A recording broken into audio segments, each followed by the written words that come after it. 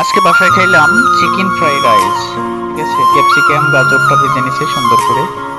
তারপরে চিকেন আর চিংড়ি মাছ, এটাও সুন্দর করে ভেজে নিছে। তারপর পানি দিয়ে দিছে, পানির ভিতরে দিল দারচিনি এলাইচ। তারপর পোলার চাউলটা সুন্দর করে দিয়ে দিল, একটু সাদা তেলও দিছে। তারপর কড়াই চাপাইছে, কড়াই চাপানোর পরে তারপর একটা ডিম ভেজে নিছে।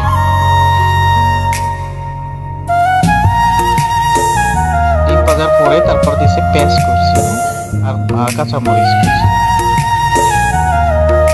তারপরে তারপরে মাংস ক্যাপসিকাম সব একসাথে মিক্স করে মানে এটা ভুনা করতেছে, মিক্স।